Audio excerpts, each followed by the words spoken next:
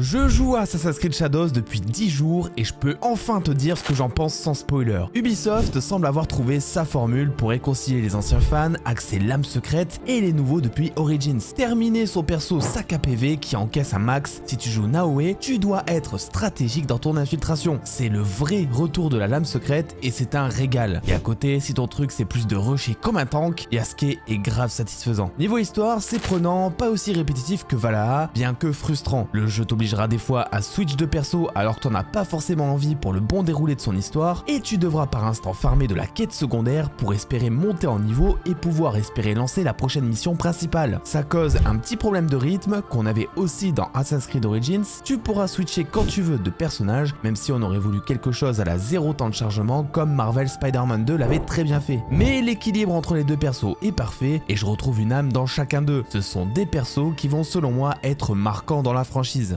Graphiquement, c'est pas révolutionnaire par rapport à Valhalla qui était déjà très beau, mais on peut compter sur quelques ajouts sympathiques comme la météo évolutive qui va selon les saisons changer ton approche pour éliminer une cible. On a aussi l'ajout du vent qui est vraiment un plus niveau immersion et une belle impression de vie dans les villes grâce aux nombreux PNJ. Comme d'habitude, Ubisoft nous régale niveau paysage et le Japon n'a rien à envier aux précédents opus. L'Animus, lui, est toujours un fantôme. En 20 heures de jeu, j'ai eu genre 3 interactions avec le monde présent. On est loin de ce que pouvait proposer la saga Desmond en termes de mystère sur cette timeline, mais c'est peut-être pas plus mal quand tu vois comment ça a pédalé sur les précédents jeux. Pour l'instant, j'ai quasi pas l'impression de me trouver dans l'Animus, mes prochaines heures seront déterminantes. Alors, Assassin's Creed Shadows, ça vaut quoi et est-ce que tu devrais l'acheter? On a le retour à l'infiltration, deux gameplays bien distincts, un Japon sublime et immersif, mais de l'XP obligatoire qui casse parfois le rythme, un Animus toujours aussi inexistant et quelques quêtes secondaires qui font forcer. C'est pas encore le sommet, mais c'est un énorme pas dans la bonne direction et c'est la première fois depuis Origins que je prends autant de plaisir sur un Assassin's Creed. Donc si t'es un ancien fan et que t'es prêt à quelques concessions pour que les nouveaux arrivants y trouvent leur compte aussi, Shadows c'est peut-être ton retour dans la hype aussi. Mon test sur YouTube plus complet est déjà dispo et j'ai toute une pluie de vidéos Assassin's Creed en stock, donc si les coulisses de la franchise t'intéressent, abonne-toi.